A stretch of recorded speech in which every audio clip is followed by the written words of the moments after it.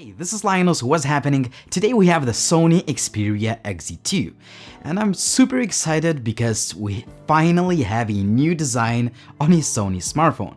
The device also has great specs, actually flagship grade specifications, great cameras, great overall performance, but as always, if you want to learn all the pros and cons of this device, stay tuned to the full review.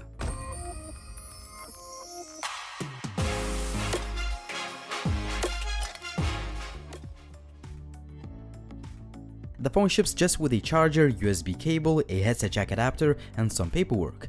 Just before we jump into a full review, make sure to check out the video description for all the links, including camera samples, down below.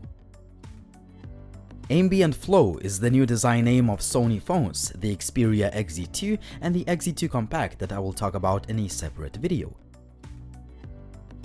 In practice, the XZ2 is beautiful to look at as it is both redesigned, but at the same time the phone preserves Sony's identity. The bezels are a little bit slimmer, especially on the top and bottom portions of the device, but we still have front-facing audio system, which is now 20% louder than on previous generation Xperia phones. I also like the quality since there is plenty of depth and the sound is balanced and rich.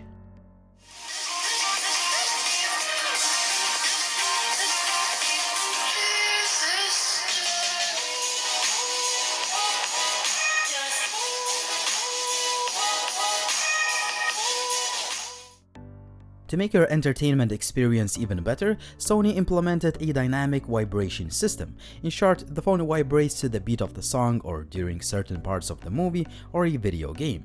Well, this is not something I can't live without, but honestly, I enjoy this feature while watching NBA games or playing games.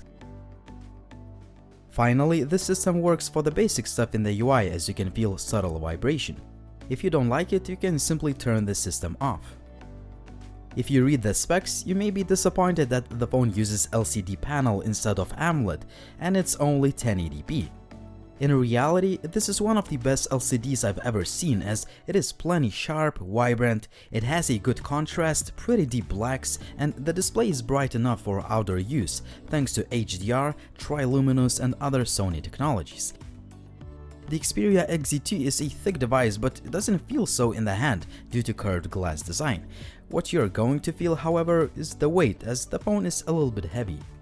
The overall build quality is excellent thanks to the metal frame that houses quality buttons, including a dedicated two-stage camera shutter key, which is always appreciated by photography enthusiasts. Other buttons are nice too, but I didn't find the power key comfortable to use. I wish it was just below the volume rocker so I don't need to flex my thumb. You should also know that the XZ2 is yet another phone that lacks the headset jack, but the sound quality using the supplied adapter is excellent. In fact, I found the sound quality via the Bluetooth to be really good too. In terms of optics, you may be disappointed that there is only one shooter, but it has a few features that all flagships lack. It's the first phone that can record 4K HDR and 960 FPS video at 1080p resolution, which is better than the Galaxy S9's 720p. Sadly, there is no optical image stabilization, but there is electronic image stabilization, which actually works pretty good, but more on the camera features a little bit later in this video. I have a hybrid dual SIM and microSD card model, and I appreciate the fact that you don't need to use a SIM ejector pin to open up the tray. What is ridiculous, however, is that the phone restarts automatically once you take out the SIM card tray, and it does the same thing once you put it back. Well, this is how Sony loves doing things. However, it's not an issue if you do not swap SIM cards every day like I do. The fingerprint scanner is super fast and accurate. I know that many users complain about the placement of it, but it took me just a day to get used to it, so I have no complaints. Finally, the phone has a nice and bright LED notification light, and last but not least, the Xperia XZ2 is water and dust resistant thanks to IP68 certification. Now the specs. You can be rest assured that you'll be able to play all the latest 3D games on the highest graphics settings on this phone thanks to the latest Snapdragon chipset. I was expecting to see 6GB of RAM on this phone, but honestly the phone just flies no matter what you throw at it. I played many different games and the gaming performance was excellent. Finally, there are no overheating issues whatsoever even after 30 minutes of gaming. Flagship grade performance. In terms of user interface, Android 8 is running the show, but we have Sony Skin that adds quite a few features. You can choose from the collection of themes, change transition effects, and customize the launcher in other ways. There are also many options to adjust the display settings and so on. Despite all those features and the fact that I installed quite a few apps, the phone remains very fast and responsive all the time. Finally, apps stay open in the memory for quite a long time, thanks to good RAM management.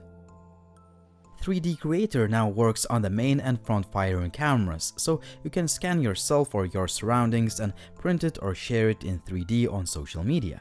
I'm still not sure how many people are going to use this feature, but the app and the entire process of scanning and printing objects has improved since the last generation Sony phones.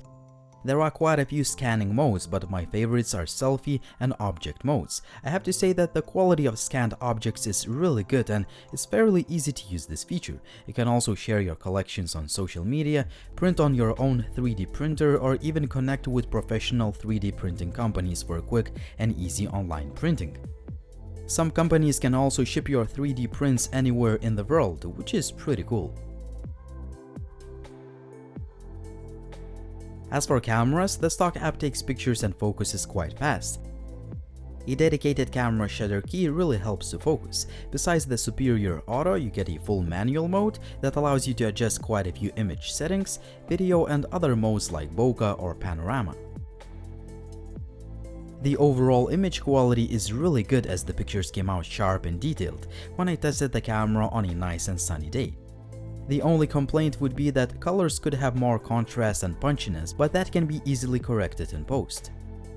Night image quality is quite good too, but I was disappointed with the noise levels. That is because the main camera uses f2.0 lens, which is not the brightest in the industry. Another mode that I used on this phone is bokeh. You can definitely take some great looking pictures with shallow depth of field effect, but you should also know that there are quite a few software artifacts in some of the images. Selfies look sharp and detailed, and as you can see, beauty mode is turned off as standard. 4K video that is recorded at 30 frames per second looks really good as the footage is detailed, sharp, and most importantly very smooth and stable. The phone uses Sony's signature electronic image stabilization system that works really well, and it can easily rival most of the phones with optical image stabilization. Same can be said about 1080p selfie video, as it is quite smooth and the footage looks good overall. Also, sound recording quality is pretty good. On steady shot, and right now the steady shot feature is set to standard, but there's also some sort of intelligent steady shot feature. So I presume this video should be quite steady, even though 960 FPS slow motion video shot at 1080p looks pretty good. However, just on previous Sony phones and other flagships, you need to press the slow motion button at the right moment yourself. I wish you could simply record a dedicated slow motion video. The Sony Xperia XZ2 is the first smartphone that can shoot 4K HDR video, but I don't have neither HDR monitor nor TV.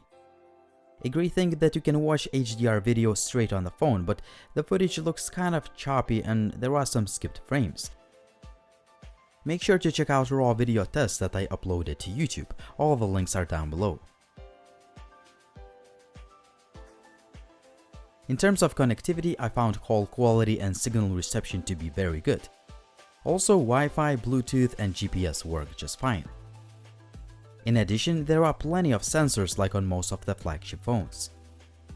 As for battery life, I would say it's really good overall, but it really depends on how you use the device. If you tend to watch a lot of video, use the phone for social media and other basic stuff, you should get over 9 hours of screen on time.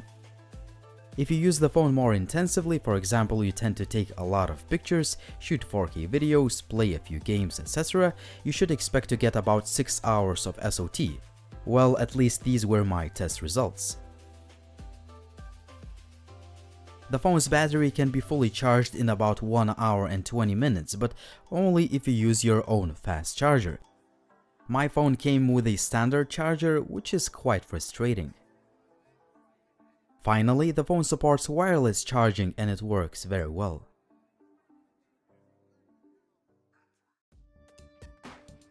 The Sony Xperia XZ2 shapes up to be one of the best flagships released in 2018 yet, but obviously it has a few caveats to consider.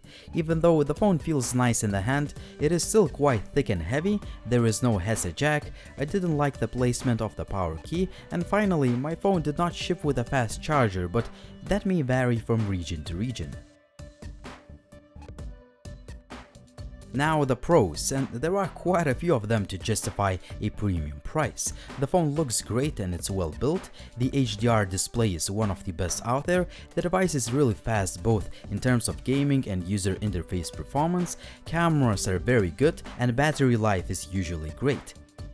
Finally, you get some extra features that other flagships lack: 3D scanning capabilities, 4K HDR video recording, and dynamic vibration system.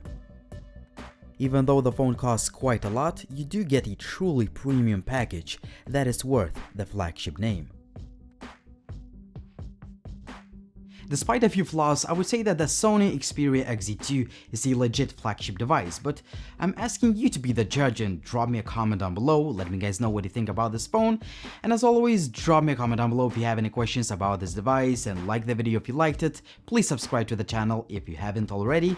It was Linus, thank you for watching, and see you soon.